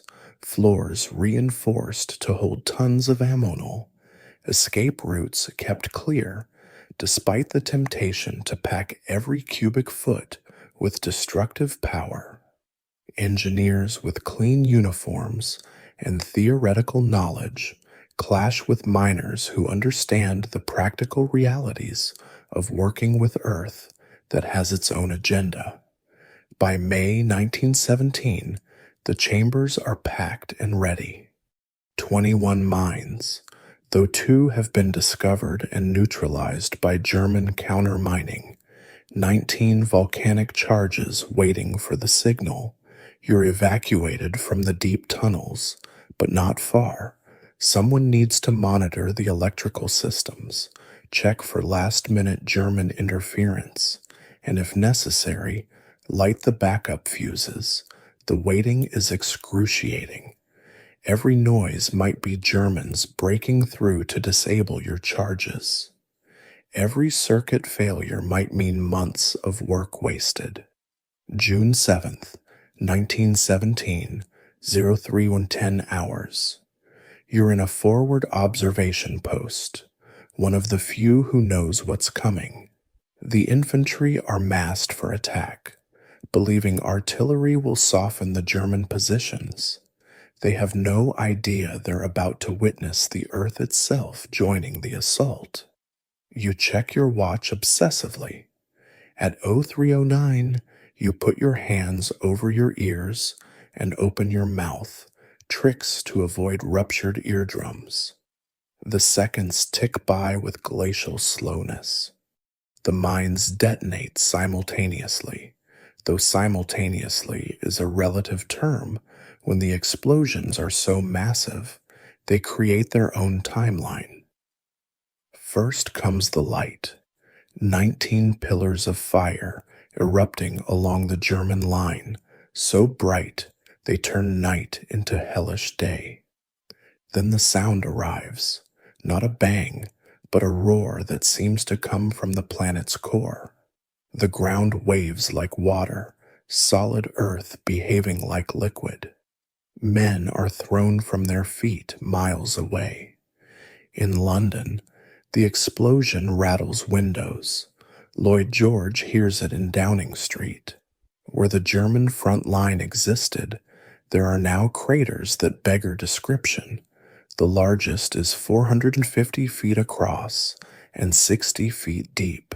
Entire companies have ceased to exist, not killed, but unmade, translated from solid matter to component atoms in milliseconds. The survivors, Those unlucky enough to be just outside the blast zones wander in shock so complete they offer no resistance to the advancing British troops. How do you fight after the Earth itself has betrayed you? The success is total, horrifying, and somehow anticlimactic. Months of preparation for seconds of destruction, all those tunnels, all that work, all those men who died in the dark to make this moment possible, reduced to entries in history books that will focus on the explosion, not the excavation. You watch smoke rise from craters that look like meteor strikes and feel empty, not proud, not horrified, just hollow, like those tunnels you'll never enter again. The war ends, but the tunnels remain, forgotten arteries beneath French and Belgian soil, slowly filling with water, gradually collapsing, patiently waiting. You'd think someone would have mapped them properly, some meticulous military cartographer documenting every gallery and chamber. But records were kept by exhausted men in candlelight, many killed before they could report, others scattered to bureaucratic winds when the armies disbanded. The result is an underground maze that nobody fully understands, least of all the farmers who now work the land above. Monsieur Dubois finds the first one in 1923 when his plow horse suddenly vanishes into the earth. One moment, the animal is pulling steadily through a field of sugar beets. The next, there's a hole 15 feet across and the screaming of a horse with 2 broken legs. The tunnel beneath had finally succumbed to 5 years of water infiltration and the weight of agricultural machinery it was never designed to support. Dubois has to shoot his horse, but he's lucky. He wasn't on the tractor when the ground opened.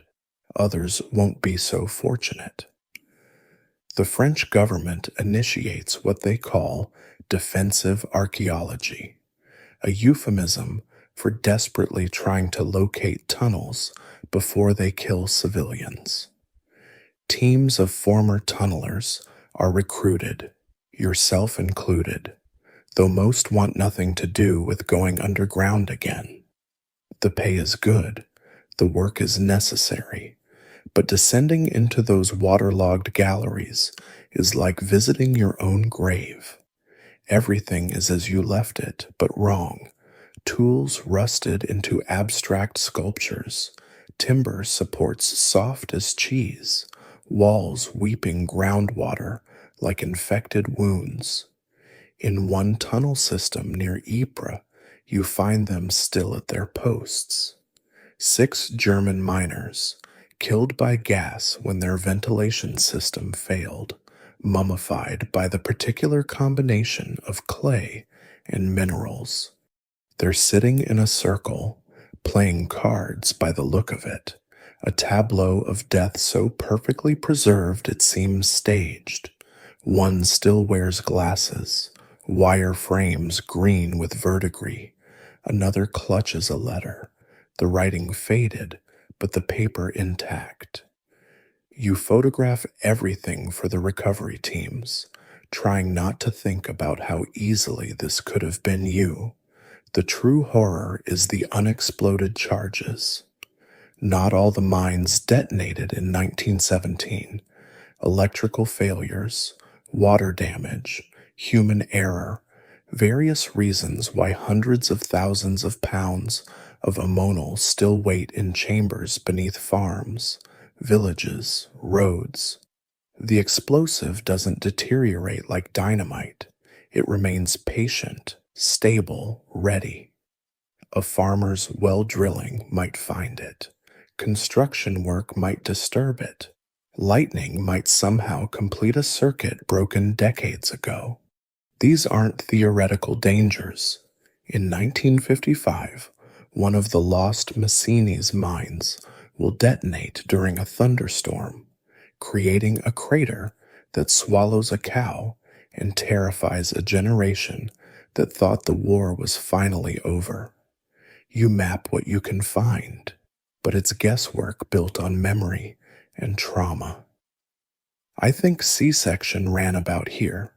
You tell the surveyors, pointing at a pastoral scene that bears no resemblance to the moonscape you remember.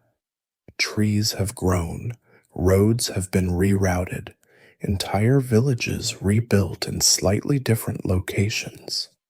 The surface world has healed, or at least scabbed over, while below the wounds remain raw and dangerous. Sometimes you find tunnel systems nobody remembered, amateur efforts by territorial units that didn't survive to file reports. Each one is a potential catastrophe waiting for an unlucky trigger. The locals develop their own methods for detecting tunnels. Dowsing rods, popular among the older farmers, occasionally work, not through any mystical property, but because experienced dowsers unconsciously recognize subtle ground depressions where tunnels have partially collapsed. Others watch for patches where crops grow differently, the soil disturbed by long ago excavation. Children are warned away from areas where the ground sounds hollow, where a jumped landing might break through into darkness. Modern technology helps, but not enough. Ground-penetrating radar, when it finally arrives, reveals the scope of the problem. The Western Front is Swiss cheese, honeycombed with passages that WWI-era maps never documented. Belgian authorities estimate over 750 miles of tunnels, many interconnected in ways that make systematic clearance impossible. Water flows freely between systems, carrying contamination from one to another. Heavy metals from shells, chemical residues from gas attacks, decomposition products from the countless bodies never recovered. It's all down there, a toxic underground river flowing beneath rebuilt farms. You attend too many funerals, former tunnelers who can't stop going back, drawn by guilt or duty to clear one more chamber, make one more passage safe. They die in cave-ins, from gas pockets, from the cumulative effect of years breathing clay dust and cordite fumes. The official cause is usually listed as mining accident, but you know better. These men were killed by the war, just with a 40-year delay, time release casualties, the final butcher's bill still being tallied. The most disturbing discovery comes in 1938, when a road construction crew breaks into a tunnel system nobody knew existed. Inside, they find evidence of long-term habitation post-war. Someone, probably a deserter or shell-shocked soldier, had been living underground for years after the armistice. Empty ration tins with dates into 1920, makeshift furniture carved from timber supports, journals in 3 languages recording a descent into madness. The final entry, dated Christmas 1921, simply reads, "Going deeper." The tunnel extends beyond where the builders dare explore. Children playing in the 1960s will still occasionally break through into your tunnels. Farmers will still lose livestock to sudden collapses. Construction projects will still grind to halts when workers uncover galleries full of bones and rusted weapons. The Western Front's surface has healed. Grass grows, flowers bloom, tourists take photographs. But beneath, in the permanent darkness you know so well, the war continues its patient wait for new victims. The earth remembers what humans try to forget, and sometimes, usually at the worst possible moment, it decides to remind us. Davies dies in 1932, coughing up bits of lung that look like clay samples. The doctor calls it pneumoconiosis, but you know better. He's been dying since 1915. Just took 17 years to finish the job. At his funeral, 24 tunnelers gather, easy to spot by the way they stand. Never quite upright anymore, always slightly bent, as if invisible tunnel roofs still press down. You're all walking ghosts, animated corpses that haven't realized they're already dead.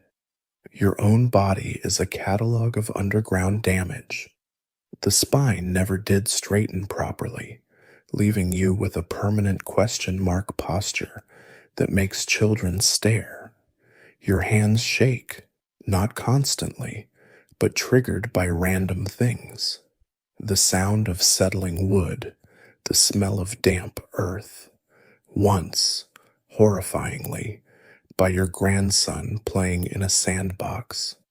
The tremors last minutes or hours, your body remembering dangers your mind tries to forget. Doctors prescribe various remedies, but how do you cure the cellular memory of being buried alive? The psychological bill comes due in installments. You can't use the London Underground, tried once in 1925 and had to be helped out at the next station, hyperventilating and seeing Germans in every shadow. Basements are impossible.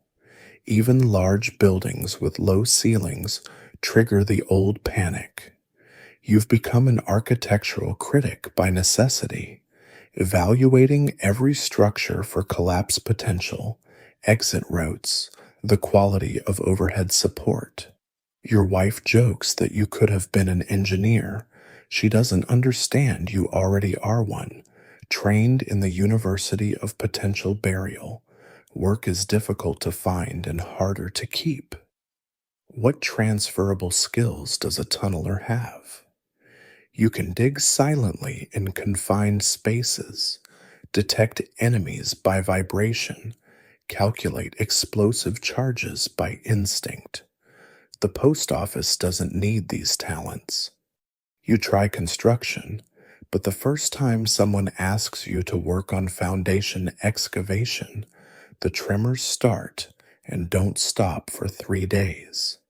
Eventually, you find work as a night watchman, a job where paranoid vigilance is actually valued, where checking dark corners obsessively is part of the duty. The other survivors drift through similar struggles. Thompson, the selectively mute tunneler, becomes a librarian, perfect for someone who's comfortable with silence. Richards opens a pet shop, specializing in birds, though he can't stock canaries.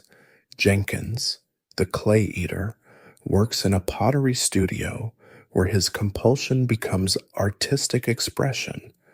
But for every success story, there are 3 tragedies.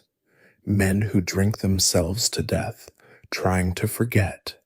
Men who dig elaborate tunnel systems in their gardens until the neighbors complain. Men who simply vanish one day, and you wonder if they've gone underground permanently. The reunions are exercises in collective denial. Every year on June 7th, anniversary of Messini's, the survivors gather in a London pub. The conversation carefully avoids certain topics. Nobody mentions the ones who couldn't adapt, who ate their service revolvers rather than face another nightmare.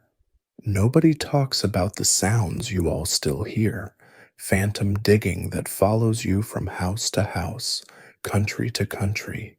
Instead, you discuss safe things, gardening, grandchildren, the weather. Anything but the darkness you all carry. Your dreams remain underground. Not nightmares anymore. Those would require your sleeping mind to recognize the horror. These are worse, mundane dreams where you're simply back in the tunnels, working steadily, everything normal. You wake disappointed to find yourself in bed rather than 40 feet down. Part of you never left, will never leave. That version of yourself continues digging through geological time, unaware the war ended, the mission complete, everyone else gone home.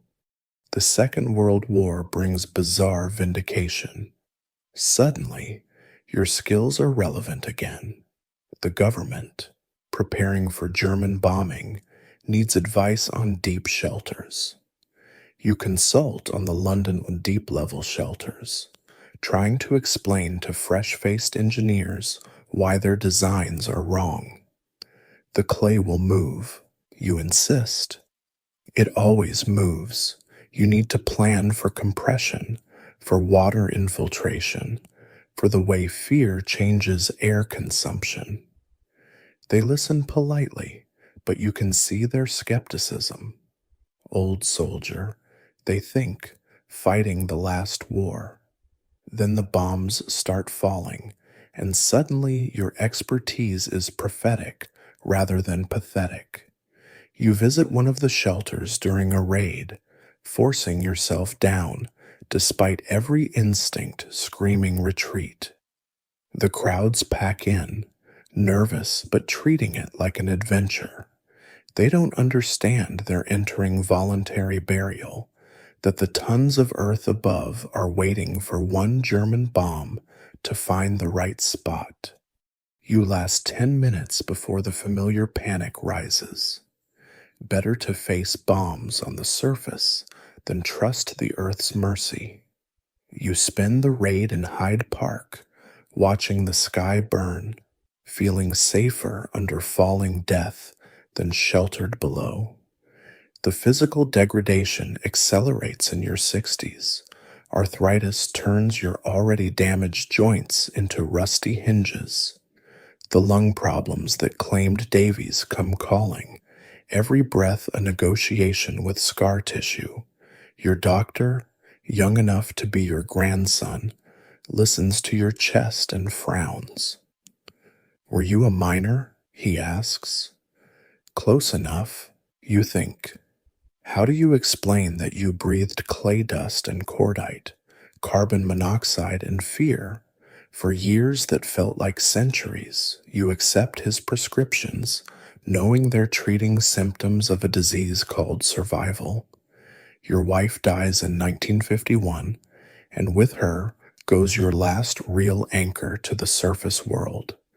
The children try, dutiful visits, concerned phone calls, but they inhabit a different reality. They've never been buried alive, never killed men in spaces too small to fall down in, never watched friends vanish into the earth. You love them, but can't reach them across the chasm of experience. Increasingly, your only real companions are the dwindling band of survivors who understand without words why you keep a shovel by the door, why you test floorboards before trusting them, why you'll never, ever go into a cellar again. The final collapse comes, as you always knew it would, from within. Not the dramatic cave-in you've imagined 10,000 times, but a quieter failing of the internal structures that have held you up for 73 years. Your heart, that tireless pump that somehow kept beating through gas attacks and burial, through decades of nightmares and underground returns, finally decides it's done enough. The doctor explains about valves and arterial walls, but you understand it better in tunnel terms. Your supports are failing, the walls are closing in, and this time there's no escape route. They put you in a hospital bed, ground floor, Thanks to a sympathetic nurse who read your file, the ceiling is high, the windows large, small mercies for a man who spent too much life underground. But even here, even dying, you can't escape the habits carved into your bones. You test the bed rails for stability, memorize the exit routes, keep one eye on the ceiling as if it might suddenly decide to reclaim the space you're occupying. The young nurses think it's dementia, only the old orderly, himself a Somme veteran, understands. The morphine helps with the pain, but brings its own cruelties. In the twilight between sleep and waking, you're back underground. The tunnel's more vivid than the hospital room. Davies is there, young again, demonstrating proper picking technique. Jenkins offers you a piece of clay that tastes like chocolate. The German boy you killed asks, in perfect English, if you'd like to see pictures of his sister. These aren't nightmares, they're reunions. Your dying brain calling all the underground ghosts home for one last shift. Your son visits, bringing his children, your grandchildren who look at you with worried incomprehension. You try to tell them stories, sanitized versions suitable for young ears, but the words come out jumbled. You're mixing time periods, conflating different tunnels, speaking in the technical jargon of a world they'll never know. Check the crown, you tell your grandson urgently. Always check the crown for compression fractures. He nods solemnly, pretending to understand, and you love him for the effort even as you pity his ignorance of underground truths. The nights are the hardest. Hospital quiet isn't tunnel quiet. Too many machines beeping, footsteps in corridors, the constant evidence of life above ground. You miss the absolute silence of deep galleries, the weight of it, the way it pressed against your eardrums like physical presence. Strange to be nostalgic for something that terrified you, but fear was at least proof you were alive. This hospital half-existence feels more like burial than any tunnel ever did. In lucid moments, you wonder about the ledger. How many feet of tunnel dug versus how many years stolen from your life? How many Germans killed against how many nightmares endured? The arithmetic of war makes no sense from this distance. You were 19 when you went underground, 23 when you emerged, 4 years out of 73, barely a fraction. But those 4 years expanded to fill all the others, coloring every sunset with clay dust, turning every silence into a listening post. The chaplain visits, wanting to discuss your spiritual health. You almost laugh. How do you explain that you've already been to hell, mapped it extensively, and found it full of frightened boys digging toward each other in the dark? He reads from Psalms about walking through the valley of the shadow of death, and you interrupt to correct his geography. The valley is actually a tunnel, you explain, about 3 feet high and 2 feet wide, and the shadow of death tastes like cordite and clay. He leaves, disturbed, and you regret breaking his illusions. Surface people should stay on the surface. Your breathing becomes labored, appropriate, really, after a lifetime of calculated respiration in oxygen-poor environments. Each breath is work now, like drawing air through a wet cloth in a gas-filled tunnel. The nurse increases the oxygen, but you know the signs. This is a bad air pocket, and this time, there's no backing out to safety. You're surprisingly calm about it. After decades of waiting for the cave-in, There's relief in knowing the manner of collapse. The last dream is different. You're in a tunnel, but it's clean and well lit. The walls smooth as glass. No timber supports needed here. The earth itself has become trustworthy. You're digging steadily, rhythmically, the clay parting easily before your shovel. There's no exhaustion, no fear, no checking for enemy sounds. Just the pure, simple act of moving through earth like a fish through water. Ahead, you see light, not candlelight or electric bulbs, but something else, something that suggests an end to all tunnels. You wake briefly, long enough to see your son holding your hand, his face creased with grief. You want to tell him it's all right, that you're just going deeper, following that mad deserter's final journal entry. But words are surface things, and you're beyond that now. The monitors beep their electronic warnings as your heart stutters, those tired support beams finally giving way. The nurse rushes in, but you're already falling, not down, but through, the hospital room fading like candlelight in a vast gallery. The earth wins, as Davies always said it would, but this time you don't fight it. You let it take you, not as enemy, but as old adversary turned friend. All those years of wrestling with clay and stone, and only now do you understand you were never fighting the earth. You were becoming it, one handful at a time, until the distinction between flesh and soil dissolved. Your last thought, as consciousness collapses like a poorly shored ceiling, is that you should have brought a canary. But then again, perhaps you were the canary all along, and your song is finally ending.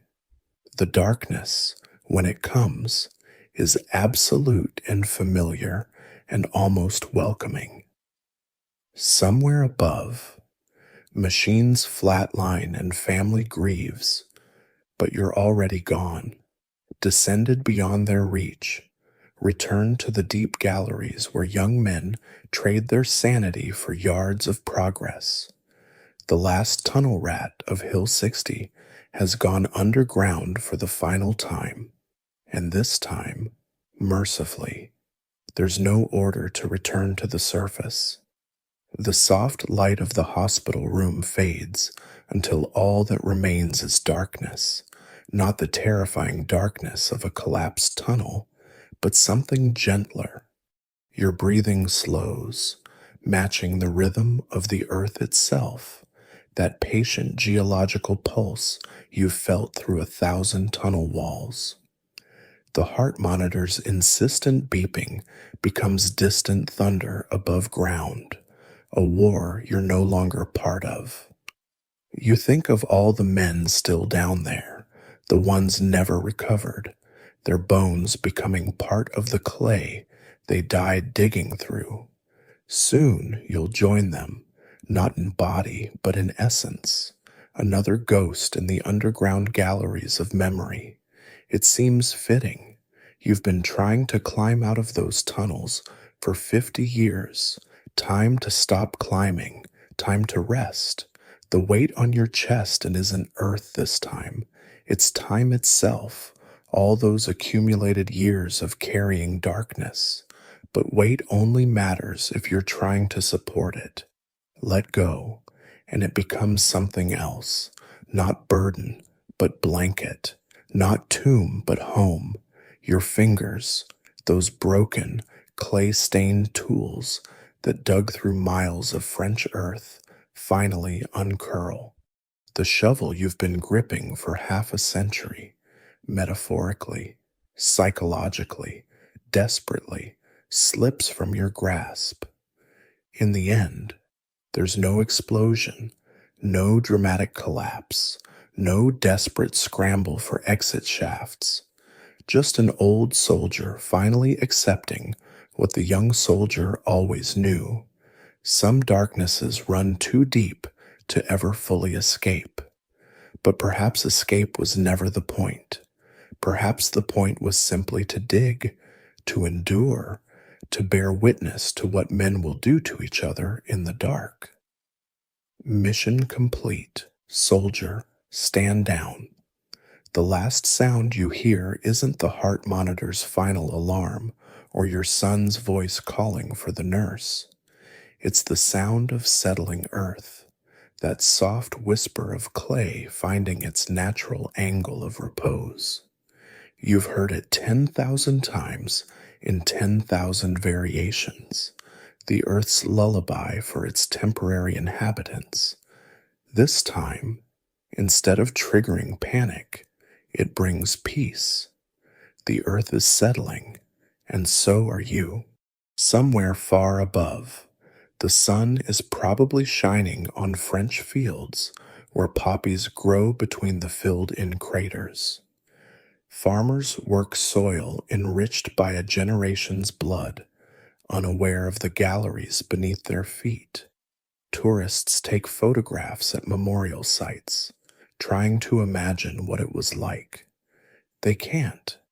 Of course, you couldn't imagine it either until you lived it. And living it meant dying in increments too small to notice until the bill came due. But that's all surface concern now. You're going deeper, past the water table, past the geology layers, past the deepest mine shaft ever dug, going to where the pressure and the darkness and the weight all become one thing, indistinguishable from the earth itself, going home by the longest possible route to the place all tunnelers eventually find, that final gallery where the digging stops and the silence is perfect and eternal.